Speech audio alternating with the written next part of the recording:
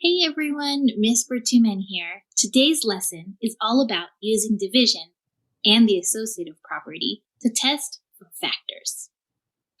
28 equals 7 times blank. What's the unknown factor? 4. How did you find the unknown factor? Maybe you already knew your 4 facts, or perhaps you divided 28 by 7, which equals 4. How can we find if 3 is a factor of 54? One way we could do it is if we divide 54 by 3. What if we get a remainder? If there is a remainder, that means that 3 is not a factor of 54. Go ahead and pause the video here to determine if 3 is a factor of 54. You'll do this by dividing. We'll compare our work when you get back. What did you notice? The quotient of 54 divided by 3 is 18. There is no remainder, which means 3 is indeed a factor of 54. How can we determine if 2 is a factor of 54? We can divide like how we did for 3. Let's go ahead and pause again, and I'd like you to solve if 2 is a factor of 54 using division.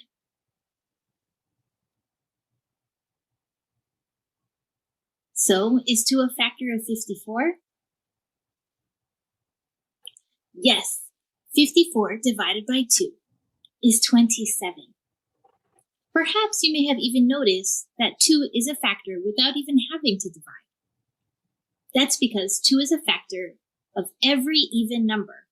And since 54 is an even number, 2 is indeed one of its factors. Here on the screen, you can see 3 questions. Is 3 a factor of 78? Is 4 a factor of 94? And is 3 a factor of 87? Here's what I'd like you to do. I'd like you to pause the video here to answer each of these questions. Remember, you can determine if each one is a factor if you divide. If there is a remainder, that means it's not a factor. I'll be here when you get back so we can compare our work. Is 3 a factor of 78? Yes. How do we know? We know because when we divide 78 divided by 3, the quotient is 26 with no remainder. Is 4 a factor of 94? No. How do we know? When we divide 94 divided by 4, the quotient is 23. There is a remainder of 2. Is 3 a factor of 87? Yes. How do we know? When we divide 87 divided by 3, the quotient is 29 and no remainder. Is 5 a factor of 54? Is it necessary to divide to figure out if 5 is a factor of 54? Note, when we count by 5s, each number ends with 5 or 0. 54 doesn't end with 0 or 5, so 5 is not a factor of 54. Is 6 a factor of 54? How do we know if 6 is a factor of 54? We know that 6 times 9 equals 54. 6, 12, 18, 24, 30, 36, 42, 48, 54. Now earlier we saw that 2 and 3 are both factors of 54.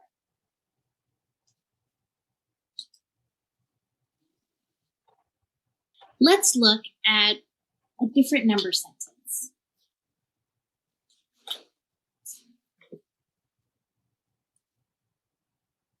Is this number sentence true?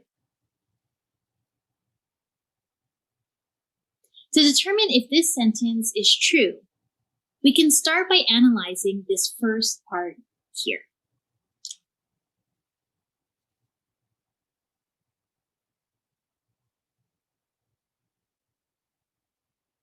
We know that this part is true. Let's write it vertically so that it's very easy to see how the 6 is related to 2 times 3.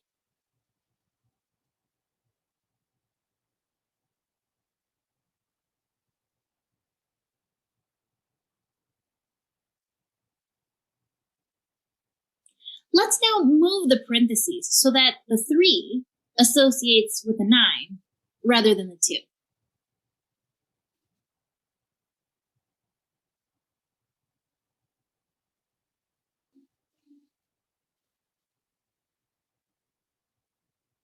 What is 3 times 9? 27.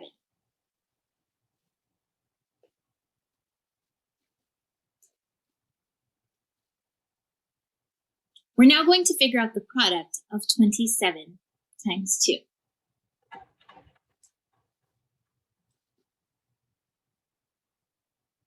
7 ones times 2, 14 ones. 2 tens times 2 plus 1 more 10 equals 5 tens. What is the product of 27 and 2? 54. So, is this number sentence true? Yes. We used associative property to show that 2 and 3 are factors of 54. Go ahead and whisper that word phrase with me. Associative property. Here we can see 2 and 3 are associated or grouped together, and then here 3 is associated or grouped with 9. We use associative property to show that both 2 and 3 are factors of 54.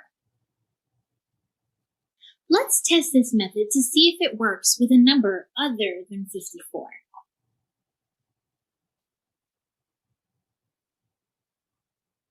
"42 equals 6 times what?"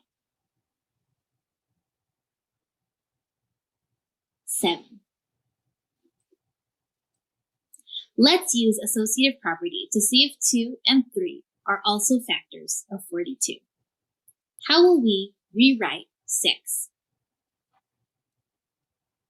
2 times 3.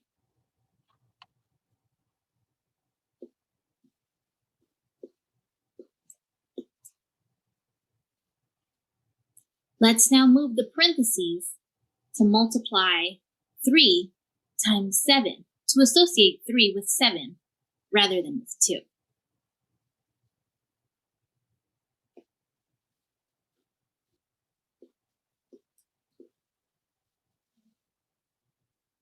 Three times 7 is 21.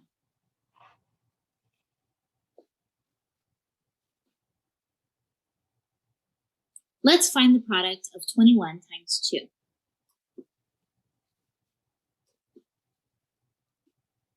Go ahead and solve this on your paper now.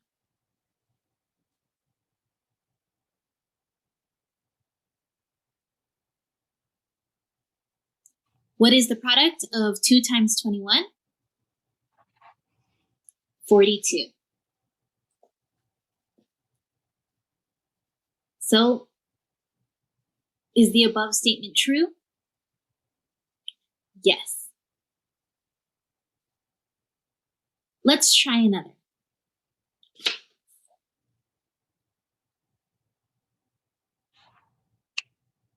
60 is 6 times 10. On your own now, I want you to use associative property to prove that both 2 and 3 are also factors of 60. Go ahead and pause here to do this now, and then we'll compare our work afterwards. Go ahead and take a moment to compare your work with mine. Great, now we know 2 ways to test if a number is a factor of another number. We can either divide, or we can use associative property. Go ahead and multiply 6 times 12. What's the product? 72. Go ahead and pause the video here and, using either division or associative property, prove that 6 is a factor of 72 and that 2 and 3 are also factors.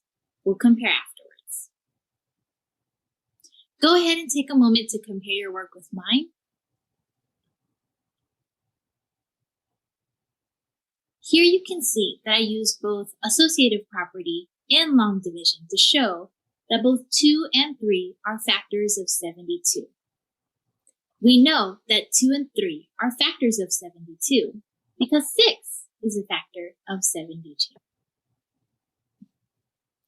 For today's assignment, your must-do problems are here on the screen. Go ahead and set a timer or watch the clock for 10 minutes to complete these assigned problems. If you have any additional time, feel free to work through any other problems on the pages. In today's lesson, we use division and the associative property to test for factors. Excellent work today. Be sure to check in with your teacher, and we'll see you around here soon for another Eureka Math lesson. Enjoy.